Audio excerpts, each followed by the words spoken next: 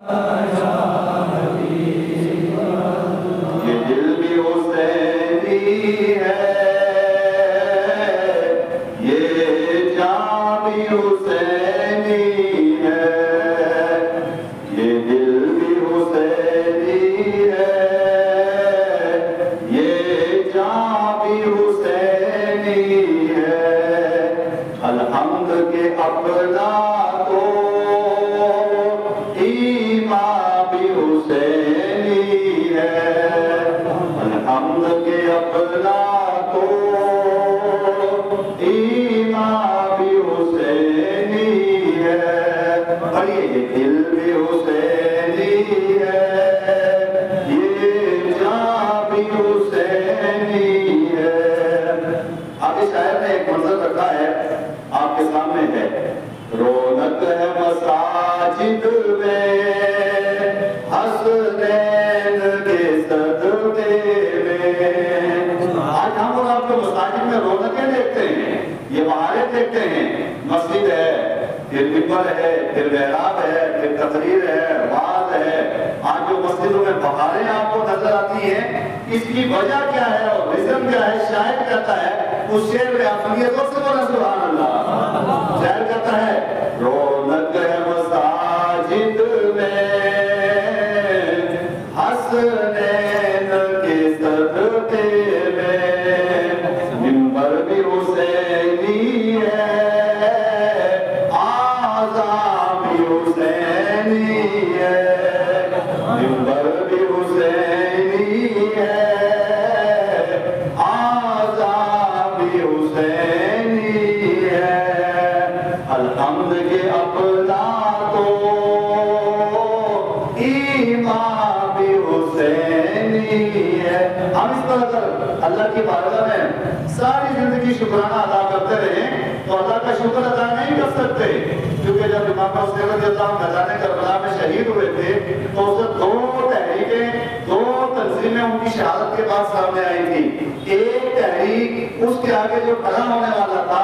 اس کا نام یزید تھا، اور دوسری تحریک کہ جس کے آگے کھڑے ہونے والی شخصیت تھی وہ امام علی مقام علیہ السلام کی تھی۔ آج بھی دنیا کے اندر کچھ ایسے برباد موجود ہیں، لائن موجود ہیں جو یزید کی تاریخ میں اشعار لکھتے ہیں، کتابیں لکھتے ہیں، یزید کو معاذ اللہ کیا کیا پیش کرتے ہیں، جنتی ثابت کرتے ہیں، الگ الگ کہتے ہیں۔ آج اس کی بھی اوصاف و تعریفیں کرتے رہتے ہیں، لیکن ہم اور آپ کتنے سعادت مند ہیں کہ ہمارا عقیدہ بھی وہی ہے، ہمارا نظریہ بھی وہی ہے، ہمارا نقطہ نظر بھی وہی ہے، ہمارا تصور بھی یہی ہے، اور ہمارا عقیدہ بھی وہی ہے جو آج سے 1400 سال پہلے کربلا میں امام حسین سب چیزیں قربان کر کے جس عقیدے کو بچا کر کے ہمیں اور آپ کو دے کر کے گئے تھے، وہی عقیدہ میرا بھی ہے، وہی آپ کا بھی ہے، اور اللہ تعالیٰ ہمیں اسی عقیدے پر قائم و دائم فرما دے۔ روشی بھائی اللہم صلی اللہ سیدنا و مولانا محمد و آلہ وسلم علیہ الکرام، صلاۃ و سلام علیہ یا رسول اللہ صلی اللہ علیہ وسلم۔ جو موضوع مجھے دیا گیا ہے انشاءاللہ اس کے تعلق سے چند معروضات آپ کی بارگاہ میں رکھیں گے، اور اس کے بعد پھر بات کریں گے اس دعا اور امید کے ساتھ کہ اللہ تعالیٰ ہم سب کو کہنے سننے سے زیادہ ہم سے خیر کی توفیق عطا فرمائے۔ ذرا تھوڑا سا اپنے اندر بیداری پیدا کریں اور پوری طاقت سے بولیں لبیک یا رسول اللہ، آواز سے بولیں، کیونکہ جیتے جاگتے مجمع کے اندر گفتگو ہوتی ہے۔ اگر ایک آدمی سویا ہو تو آپ کتنی بھی تقریر کرتے رہیں اس کے اوپر کوئی اثر نہیں ہوتا، لہٰذا تھوڑا بیداری پیدا کریں اور زور سے بولیں لبیک یا رسول اللہ، آگے بولیں لبیک یا حسین، زور سے بولیں لبیک یا حسین۔ جزاک اللہ، اللہ تعالیٰ آپ کو سلامت رکھے۔ اہل بیت اطہار کے فضائل کا بیان کیا ہیں انشاءاللہ اس پر ہماری گفتگو رہے گی۔ حدیث شریف میں ہے، اور اس حدیث مبارکہ کی سند حضرت امام جعفر الصادق علیہ السلام وہ روایت کرتے ہیں، امام محمد الباقر سے وہ روایت کرتے ہیں نبی مکرم صلی اللہ علیہ وسلم سے۔ اب اہل بیت کی سند سے روایت آپ کے سامنے رکھتا ہوں، جس کو کئی ائمہ اور فقہاء نے اپنی اپنی کتب کے اندر لکھا ہے کہ حضرت جبریل امین ایک مرتبہ بارگاہ رسالت مآب صلی اللہ علیہ وسلم میں حاضر ہوئے، اور جبریل امین نے آ کر کے کہا کہ یا رسول اللہ صلی اللہ علیہ وسلم رائت المشارق الارض و مغاربها، یا رسول اللہ صلی اللہ علیہ وسلم اللہ تعالیٰ نے مجھے اتنی طاقت عطا کی ہے، اتنی قوت عطا کی ہے کہ جس طرح انبیاء کے اندر سب سے اعلیٰ شان یا رسول اللہ آپ کی ہے، اسی طرح تمام ملائکہ کے اندر سب سے اعلیٰ شان اللہ تعالیٰ نے جبریل امین کو عطا فرمائی ہے۔ جبریل امین کہنے لگے یا رسول اللہ، اللہ نے مجھے بے شمار اوصاف بھی دیے ہیں، طاقت بھی دی ہے، قوت بھی دی ہے، ہمت بھی دی ہے، جرأت بھی دی ہے۔ آگے ارشاد فرماتے ہیں یا رسول اللہ صلی اللہ علیہ وسلم، میں زمین کے اندر گشت کی ہے، مشرق سے مغرب تک گیا ہوں، جنوب سے شمال تک گیا ہوں، پھر اس کے بعد فرماتے ہوں اس طرح سے لے کر کے عرش اعلیٰ تک پہنچا ہوں۔ پھر کہنے لگے جہاں تک خدا کی خدائی ہے، میں نے پوری کائنات کی سیر کی، ساری کائنات کی سیر کرنے کے بعد میں نے سارے طبقات کو دیکھا، سارے لوگوں کو دیکھا، معاشرے کو دیکھا، سوسائٹی کو دیکھا، قبیلوں کو دیکھا، پھر اس کے بعد جتنے لوگ جہاں رہتے ہیں ہر ایک طبقے کو دیکھا، ہر ایک جماعت کو دیکھا، ہر ایک گروہ کو دیکھا، ہر ایک تنظیم کو دیکھا، ہر ایک تحریک کو دیکھا، پوری کائنات کی سیر کی، اور سیر کرنے کے بعد یہ فتویٰ میرا نہیں ہے، یہ فتویٰ آپ کا نہیں ہے، یہ آپ کے کسی عالم فاضل محقق محدث مفسر کا نہیں ہے، کسی مجتہد کا نہیں ہے، یہ اس کا قول آپ کے سامنے رکھ رہا ہوں کہ جس کی شان اور عظمت کا عالم یہ کہ ملائکہ میں سب سے اعلیٰ شان اسی کی ہے، ملائکہ میں سب سے افضل ذات وہی ہے، ملائکہ میں سب سے اعلیٰ ذات وہی ہے۔ اگر آج کے کسی محدث مفسر یا محقق کا قول پیش کیا جاتا تو شاید کوئی شخص دلائل کی روشنی میں اس کو رد بھی کر سکتا ہے اور یہ کہہ سکتا ہے جناب یہ آپ کے مولوی کی بات ہے، اس نے عقیدت میں جملہ کہہ دیا ہوگا، یا آپ کے فلاں پروفیسر کی بات ہے، یا فلاں ڈاکٹر کی بات ہے، یا فلاں انجینئر کی بات ہے، ہم اس بات کو نہیں مانتے، لیکن ہم اس کا قول آپ کے سامنے رکھنا چاہتے ہیں کہ کائنات کے اندر کوئی بھی ذات، کوئی بھی شخصیت، کوئی بھی آدمی اس کی ذات کے اوپر ایک رتی برابر کی اعتراض نہیں کر سکتا۔ اس شخصیت کا نام حضرت جبریل امین ہے۔ جبریل امین جو ہے سب سے افضل اعلیٰ ملائکہ کے اندر ان کا مقام ہے۔ یہ جبریل امین کہتے ہیں یا رسول اللہ صلی اللہ علیہ وسلم، میں نے ایک محسوس کرنا چاہا، ایک نتیجہ حاصل کرنا چاہا، اور نتیجہ یہ تھا کہ میں دیکھوں روئے زمین پر پوری کائنات میں خدا کے بعد کس کا مقام ہے، وہ سبحان اللہ، خدا کے بعد کس کا مقام ہے، خدا کے بعد کس کی عظمت ہے، اور اللہ تعالیٰ نے اپنے بعد سب سے اعلیٰ درجہ اور مقام کس کو عطا فرمایا؟ آپ جبریل امین کہتے ہیں، رسول اللہ صلی اللہ علیہ وسلم کی بارگاہ میں حاضر ہو کے کہتے ہیں، اور اس روایت کو امت تک پہنچانے والے امام جعفر الصادق ہیں، امام محمد القاسم ہیں، وہ ارشاد فرماتے ہیں کہ جبریل امین آئے اور کہنے لگے یا رسول اللہ صلی اللہ علیہ وسلم، میں نے پوری کائنات کی سیر کی، ساری چیزوں کو پرکھا، اس کے بعد میں نے یہ نتیجہ نکالا کہ پوری کائنات میں خدا کی خدائی میں اگر سب سے اعلیٰ کوئی ذات ہے تو یا رسول اللہ وہ آپ کی ذات ہے، جو سب سے اعلیٰ ہے، سب سے افضل ہے، سب سے بلند ہے، سب سے بالا ہے۔ مانا یہ کہ اگر خدا کے بعد کسی کا مقام ہے تو یا رسول اللہ وہ آپ کا مقام ہے۔ فرمایا کہ رسول اللہ آپ کا مقام سب سے اعلیٰ ہے۔ آپ جس روایت تک آپ کو جس پوائنٹ پر پہنچانا چاہتا ہوں، حضرت سیدنا جبریل امین کہتے ہیں یا رسول اللہ صلی اللہ علیہ وسلم، آپ کے بعد میں نے قبائل کو دیکھنا چاہا کہ کون سا قبیلہ سب سے افضل ہے، کون سا خاندان سب سے افضل ہے، کون سا معاشرہ سب سے افضل ہے، تو جبریل امین کہتے ہیں یا رسول اللہ صلی اللہ علیہ وسلم، میں اس نتیجے پر پہنچ چکا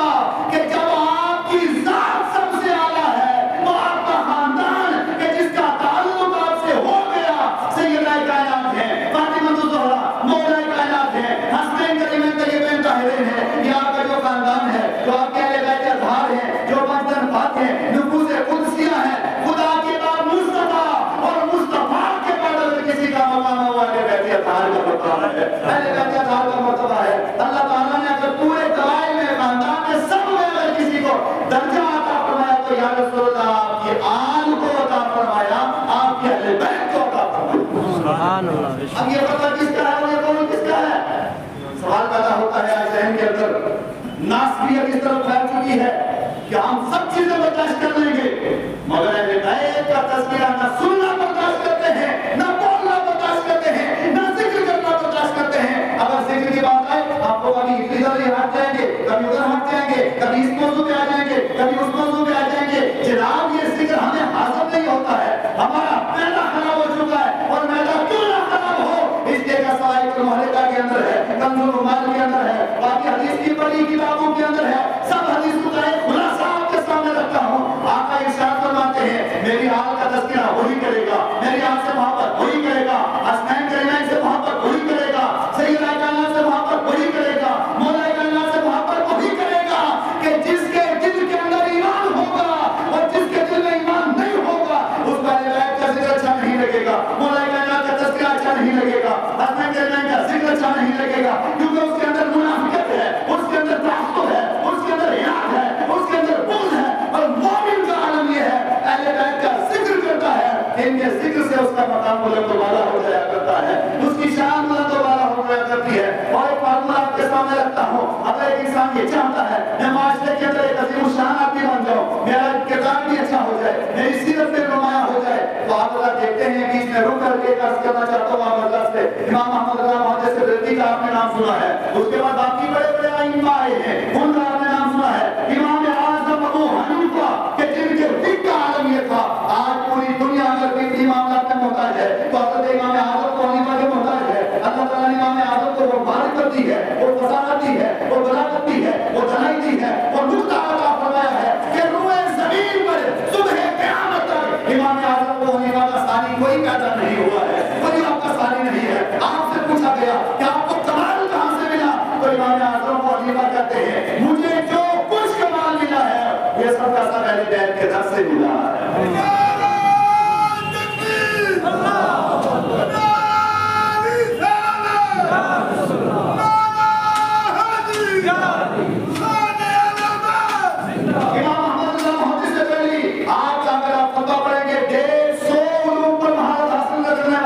کوئی دو چار ہی نہیں سیکھے تھے اعلیٰ حضرت نے، 10-20 دن نہیں سیکھے تھے، 200 علوم پر یا 150 علوم پر مہارت حاصل تھی۔ اعلیٰ محدث بریلوی سے پوچھا گیا آپ کو یہ کمال کہاں سے ملا، تو اعلیٰ حضرت کہتے ہیں بس میں خاندان رسالت مآب سے جڑ گیا، اسی کا یہ صدقہ ہے، اسی کی یہ دولت ہے، اسی کی یہ دین ہے کہ مصطفیٰ کی آل سے جڑا، آل نے مجھے اٹھا کر کے زمین سے اٹھا کر کے آج تک پہنچا دیا۔ آپ پڑھیں تو صحیح، آپ مطالعہ تو کریں، اب بات کو کلوز کریں کہ بات کی بہت قلت ہے، یہ تو ہم اور آپ محفوظ ہیں۔ آپ اللہ دیکھتے ہیں بنی اسرائیل کے اندر کوئی شخص گناہ کرتا تھا، دلائل کے اس میں آپ کے سامنے رکھیں گے، بنی اسرائیل میں کوئی اپنے اندر گناہ کرتا تھا تو فوراً اللہ کی طرف سے عذاب آ جاتا تھا۔ آگے بڑھیں قرآن شریف، اس دور کے اندر اگر کوئی شخص گناہ کرتا تھا تو فوراً آسمان سے آگ نازل ہو جاتی، عذاب نازل ہو جاتا، یا لوگوں کی شکلیں بدل جاتی تھی۔ کوئی ایک دم کھانا سامنے رکھا ہے، اب کھانا اٹھا کے رکھے سے خون بن جاتا تھا، محنت بن جاتا تھا، الگ الگ تفسیر کے اندر موجود ہے، ان کی شکلیں بدل جاتی تھی۔ پھر کسی کے دروازے پر لکھ دیا جاتا تھا یہ جہنمی ہے، پھر اسی طرح کسی کی شکل بدل جاتی، کھانے پینے سے محروم ہو جاتے۔ قرآن کریم نے حقوق کی عدد الخاصین دتارے ہوئے بندر کی وہ قوم بنائی تھی۔ آگے بڑھیں آپ قرآن سے، اس قوم کے اوپر کتنے طرح کے عذاب آئے۔ اگر صحیح معنی میں آج محاسبہ کیا جائے اور ہم اپنے آپ کو سامنے رکھیں تو انسان اگر سامنے رکھے اور محاسبہ کرے تو ہمارا عالم یہ ہے کہ ہم ایک سیکنڈ بھی سلا لینے کے حقدار نہیں ہیں۔ ہمارے گناہ کیا ہے، خرافات کیا ہے، معاملات کیا ہے، اس کو ہم نہیں جائیں گے آپ کے سامنے ہے، لیکن اس وقت جو ہم عذاب الہی سے بچے ہوئے ہیں اس کی وجہ کیا ہے، بولو اس کی وجہ کیا ہے، کس وجہ سے ہم عذاب الہی سے بچے ہیں؟ کیا ہمارے اندر منافقت نہیں ہے، کیا ہمارے اندر تعصب نہیں ہے، کیا ہمارے اندر قتل گری نہیں ہے، کیا شراب نوشی ہمارے اندر نہیں ہے، جوا نہیں ہے، یہ دنیا کے جتنے خرافات ہیں کیا ایمانداری سے بتائیے ہمارے اندر ہے کہ نہیں، ہمارے معاشرے کے اندر، ہماری سوسائٹی کے اندر، ہمارے فرائض کے اندر، علاقوں کے اندر موجود ہے کہ نہیں ہے؟ اس کے باوجود ہم اللہ کے عذاب سے بچے ہیں۔ دوسرے بات ہے اور دوسرے بولے سبحان اللہ، عذاب الہی سے بچے ہیں، کیا وجہ ہے؟ کوئی سوچا السوائق المحرقہ کے اندر علامہ حجر مکی نے لکھا ہے اور اس کے بعد پھر باقی کتابوں میں موجود ہے، مگر السوائق المحرقہ سے میں آپ کے سامنے رکھتا ہوں۔ السوائق المحرقہ کے اندر موجود ہے ما کان اللہ لیعذبہم وانت فیہم، قرآن کریم کا ایک کلمہ ہے، اللہ تعالیٰ فرماتا ہے محبوب میں آپ کی امت پر اس وقت تک عذاب نازل نہیں کروں گا جب تک یا رسول اللہ آپ اس امت کے درمیان موجود۔ سبحان اللہ، زور سے آواز آئے، یا رسول اللہ جب تک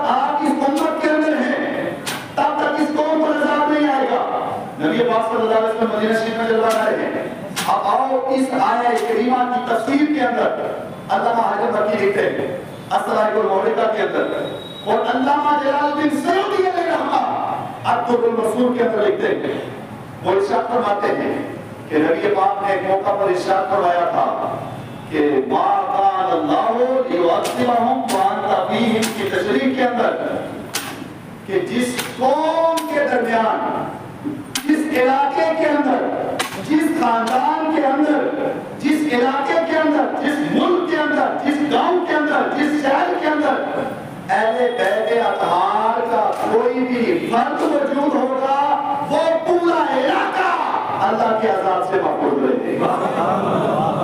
اگر ہم اور آپ اس وقت عذاب الہی سے بچے ہوئے ہیں تو یہ صدقہ فقط مصطفیٰ کی آل کا ہے، جو مصطفیٰ کی آل میرے اور آپ کے درمیان سے بتا.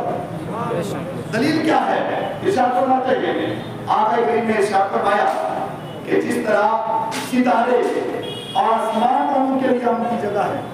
امن کا ذریعہ ہے، اسی طرح آقا فرماتے ہیں میری آل زمین کے اوپر عذاب الہی سے بچنے کا ایک ذریعہ ہے، ایک وسیلہ ہے، ایک سبب ہے. جس خاندان اور جس علاقے کے اندر اہل بیت کے اطہار موجود ہوں گے اس علاقے کو اللہ تعالیٰ اپنے عذاب سے محفوظ رکھے گا. آگے علامہ جلال الدین اسی کے اوپر بحث کرتے ہوئے لکھتے ہیں، یہ روایت کہ آپ کے سامنے رکھنا چاہتا ہوں. وہ فرماتے ہیں کہ دنیا میں تو ہم سب مصطفیٰ کی آل کے گھرانے کے محتاج تو ہیں ہی، لیکن جب قیامت کا دن قائم ہوگا اور جنت کے اندر جائیں گے تو جنت بھی سب، جنت کے اندر بھی سب کے سب مصطفیٰ کے گھرانے کے محتاج ہوں گے. اب روایت میں لکھتے ہیں کہ جنت کے اندر ایک درخت ہے، اسے شجر طوبہ کہا جاتا ہے، اور یہ شجر طوبہ ایسا ہے، آپ آگے دیکھیں علامہ جلال الدین سیوطی کو، کوئی معمولی محدث نہیں، بہت بڑے محدث اور فقیہ ہیں اپنے دور کے اور مفسر قرآن ہیں. وہ لکھتے ہیں کہ جنت کے اندر ایک درخت ہے جسے شجر طوبہ کہا جاتا ہے. اس درخت کے بارے میں آپ الگ سے پوری تفصیل پڑھیں. فضائل و کمالات و درخت کا عالم یہ ہے، ارشاد فرماتے ہیں کہ جنت کے اندر جو شجر طوبہ ہے وہ اتنا بڑا درخت ہے، صرف ایک درخت ہے. یہ روایت آپ پہلی بار سنیں گے، ہو سکتا ہے آپ لوگوں نے مطالعہ کیا ہو، مگر پہلی بار سنیں گے. علامہ جلال الدین سیوطی کی عبد المنصور سے پیش کر رہا ہوں. فرماتے ہیں کہ جنت کے اندر ایک درخت ہے جسے شجر طوبہ کہا جاتا ہے، اور اس درخت کا عالم یہ ہے کہ یہ درخت جنت، پوری جنت کو یہ درخت گھیرے ہوئے، بولو پوری جنت کو گھیرے ہوئے، پوری جنت کے اندر ہے. جیسے آپ کوئی بیل لگاتے ہیں تو بیل پھیلنا شروع ہوتی ہے اور وہ پھیلتے پھیلتے پوری زمین کو اپنے اندر گھیر دیتی ہے. تھوڑی آگے جائے گی پورا جگہ وہ زمین کو نہیں گھیرے گی، لیکن جنت کے اندر ایک درخت ایسا ہے جس درخت کا عالم یہ ہے کہ وہ درخت ہر جنتی کے دروازے کے اوپر اس کی شاخ پہنچ رہی ہے. ہر جنتی کے دروازے پر جب آپ جنت میں جائیں گے اللہ تعالیٰ ہم سب کو اہل بیت کے وسیلے جنت نصیب فرمائے. جب آپ جنت کے اندر جائیں گے جناب تو ہمارے تیسرا موجود ہیں، تین کے دروازے پر بھی وہ شاخ موجود ہوگی، حاجی صاحب کے دروازے پر بھی ہوگی، پیر صاحب کے دروازے پر بھی ہوگی، مولوی صاحب کے دروازے پر بھی ہوگی. سب لوگوں کے جنت، پوری جنت کے اندر صرف ایک درخت ہے جسے شجر طوبہ کہا جاتا ہے. یہ درخت سب لوگوں کے دروازوں کے اوپر ہوگا، سب لوگوں کے دروازوں پر ہوگا. آگے آقا ارشاد فرماتے ہیں کہ پوچھا گیا یا رسول اللہ صلی اللہ علیہ وسلم، جب یہ درخت سارے لوگوں کے جنت کے اندر جتنے دروازے، جتنے محل ہیں، ہر محل کے پاس کے درخت پہنچا ہوا ہوگا، اس کی شاخ ہوگی، اتنا بڑا درخت ہے، تو اس درخت کا منبع کہاں ہے؟ یہ درخت لگا کہاں ہے؟ اگا ہوا کہاں ہے؟ یہ درخت کہاں پہ لگا ہے؟ آقا ارشاد فرماتے ہیں اے علی وہ درخت تمہارے گھر کے اندر لگا ہو. سبحان اللہ. وہ درخت وہ جنت کے اندر لائے جو آپ کو محل عطا فرمایا، جو آپ کو مکان عطا فرمایا، اس مکان کا عالم یہ ہے کہ یہ درخت آپ کے مکان کے اوپر لگا ہوا ہوگا اور اس کی شاخیں اور اس کی ٹہنیاں اور اس کے پھل پوری جنت کو گھیرے ہوئے. تمہارا یہ ہوا کہ دنیا میں بھی اسی کے در کے محتاج اور آخرت میں بھی اسی در کے محتاج۔ بات کو ختم کرتے ہوئے اہل بیت اطہار کے فضائل، کمالات اور شان اور اوصاف کا عالم کیا ہے؟ اللہ تعالیٰ نے اس خاندان کو اتنا بلند و بالا کیا ہے، اتنا افضل و اعلیٰ کیا ہے کہ اگر ایک شخص یہ دعا کرتا ہے کہ اللہ تو مجھے شہادت کا درجہ عطا فرما، شہادت کی موت عطا فرما، تو تفسیر کشاف کے اندر موجود ہے، نبی مکرم صلی اللہ علیہ وسلم ارشاد فرماتے ہیں من مات علی حب آل محمد صلی اللہ علیہ وسلم مات شہیدا، جو دنیا کے اندر آیا اور دنیا کے اندر آنے کے بعد اہل بیت اطہار سے محبت کرتا رہا، اپنا تعلق ان سے قائم کیا اور محبت کرتا رہا، جب اس کی موت کا وقت آئے گا وہ عام لوگوں کی طرح دنیا سے نہیں جائے گا، بلکہ اللہ تبارک و تعالیٰ اسے شہادت کا درجہ عطا فرمائے گا اور شہادت کی موت عطا فرمائے گا۔ اور شہید کے لیے حدیث کے اندر آتا ہے کہ جو شخص شہادت کا مقام حاصل کر لے، شہادت کا مرتبہ حاصل کر لے، شہادت کا درجہ حاصل کر لیتا ہے، تو اس کے فضائل کا عالم یہ ہے اور اس کے کمالات کا عالم یہ ہے کہ اس کی روح کو اللہ تعالیٰ قیامت تک عذاب فرما دیا کرتا ہے، اس کی روح جنت کے اندر بھی جاتی ہے، پوری کائنات کی سیر بھی کرتی ہے، اس کی روح جہاں جاتی ہے وہاں جا سکتی ہے، اور یہ درجہ اس کو اللہ تعالیٰ عطا فرماتا ہے کہ جس کے دل کے اندر اہل بیت اطہار کی محبت ہوا کرتی ہے۔ آگے اس کے حدیث کے اندر آتا ہے، اسی حدیث کا ایک اور جز ہے، نبی پاک صلی اللہ علیہ وسلم ارشاد فرماتے ہیں کہ جو میری آل سے محبت کرتا رہا جب قیامت کا دن قائم ہوگا تو آقا کریم ارشاد فرماتے ہیں کہ قیامت کے دن اس کے چہرے پر دکھا جائے گا۔ یہاں قرآن کے اندر یہ حدیث موجود ہے اور علامہ ابن تیمیہ نے بھی اس کی تفسیر فرمائی ہے کہ جب قیامت کا دن قائم ہوگا تو اسے دو طرح کے لوگ اللہ کی بارگاہ میں آئیں گے۔ کچھ لوگ تو ہوں گے کہ جن کے چہرے نہایت درانی ہوں گے، بدصورت ہوں گے، ان کے چہرے بگڑ جائیں گے، چہرے کی رنگت بگڑ جائے گی، اور کچھ لوگ تو ہوں گے کہ قیامت کے دن ان کے چہرے کی نورانیت کا عالم یہ ہوگا کہ چاند سے زیادہ ان کے چہرے خوبصورت ہیں۔ سبحان اللہ، چاند سے زیادہ ان کے چہرے خوبصورت ہوں گے، چہروں کے اوپر چمک ہوگی، دمک ہوگی، نورانیت ہوگی۔ آقا کریم صلی اللہ علیہ وسلم سے پوچھا گیا یا رسول اللہ صلی اللہ علیہ وسلم وہ خوش قسمت آدمی کون ہے کہ قیامت کے دن جن کے چہرے روشن ہوں گے، جن کے چہرے چمکدار ہوں گے، اور ان کا سبب کیا ہے کہ قیامت کے دن ان کے چہرے روشن ہوں گے؟ تو نبی پاک صلی اللہ علیہ وسلم نے فرمایا، اس کو عموماً آپ کے سامنے رکھتا ہوں کہ جیسے اتنے لوگ یہاں موجود ہیں، ان میں سے اگر کوئی شخص امامہ باندھ کر کے آ جائے اور اس کے بعد پھر اس کا لباس الگ ہو تو انسان دور سے سارے مجمع کے اندر اس کے قابل کو پہچان لے گا، کیونکہ اس کا لباس الگ ہے، اس کا انداز الگ ہے، قد لمبا ہو یا زیادہ خوبصورت ہو تو سب میں وہ الگ نظر آتا ہے، یا لباس اس کا سب سے الگ ہو تو وہ انسان الگ نظر آتا ہے، سب سے الگ رہتا ہے۔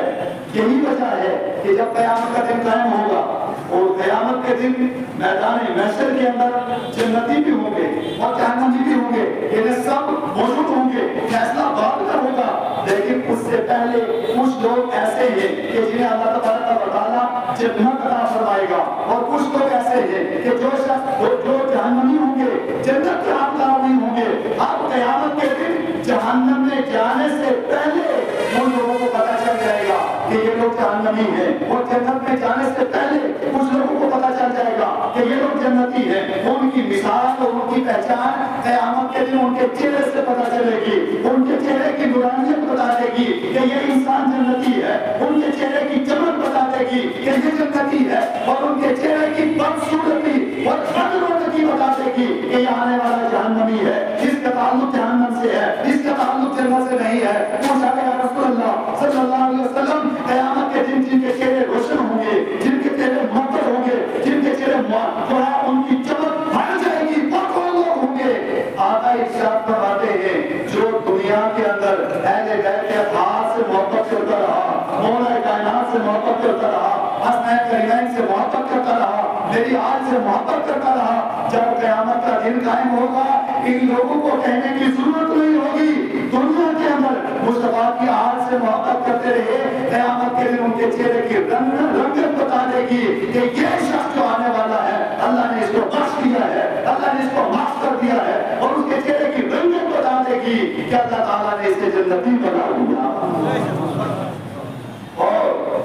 کیونکہ یہ خاندان ایسا ہے، اس سے جڑیں، اپنا تعلق قائم کریں۔ آخری بات یہ ہے کہ اس خاندان سے جڑنے کا ایک ذریعہ ہے، ایک وسیلہ ہے، اور وسیلہ کیا ہے؟ سیدنا امام علی مقام علیہ السلام نے کربلا کے اندر پہنچ کر کے آپ نے یہ منظر روئے زمین پر فقط کربلا کے اندر دیکھا، اور منظر کیا ہے؟ ایک طرف 71 جنازے پڑے ہیں، علی اصغر بھی ہے، علی اکبر بھی ہے، مولانا محمد بھی ہیں، قاسم بھی ہیں، عباس علمدار بھی ہیں، یہ باقی 71 جنازے ایک طرف رکھے ہوئے ہیں۔ ہے کوئی روئے زمین پر تو لے کر کے آ جاؤ۔ گھر میں ایک بچے کا انتقال ہو جائے تو انسان کی رنگت کیا ہوتی ہے، انسان کے حالات کیا بن جاتے ہیں، لیکن کربلا کے اندر آئیے، امام علی مقام علیہ السلام جو آپ نے نبی پاک نے امام علی مقام کے فضائل بتائے، کمالات بتائے، کربلا کے اندر عملی جامہ پہنا کر کے امام علی مقام نے دنیا کو بتایا ہے۔ امام علی مقام نے ایک طرف 71 جنازے رکھے ہوئے، علی اصغر کو اٹھایا، لے کر کے یزیدیوں کے پاس کے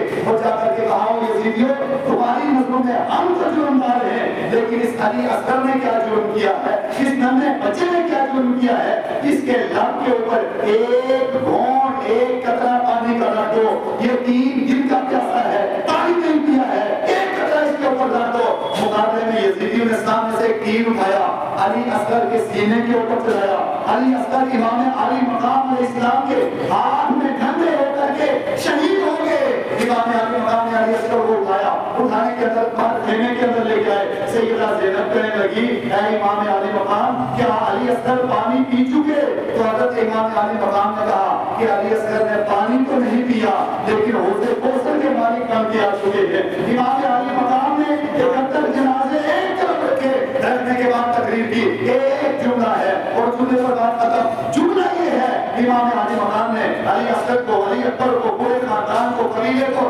سب لوگوں کو اگر قربان کروایا ہے تو کس کے لیے کروایا ہے؟ اگر امام علی مقام حقیقی معنی میں کربلا کے اندر جنگ کے مقابلے سے آتے، مقابلے کے لیے سے آتے، تو خدا کی عزت کی قسم صبح قیامت تک کوئی بھی یزیدی سر اٹھانے کے قابل نہ رہتا۔ لیکن امام علی مقام بدلے کے لیے نہیں آئے تھے، جنگ کے لیے نہیں آئے تھے، قتل و قتال کے لیے نہیں آئے تھے، فقط اسلام کے تحفظ کے لیے، اسلام کے بقا کے لیے آئے تھے۔ امام علی مقام کی روح آج بھی کربلا سے ہمیں پکارتی ہے، آج بھی علی اصغر کی روح مجھے، آپ کو، سب کو پکارتی ہے۔ علی اصغر کی روح پکار کے ہمیں کہتی ہے،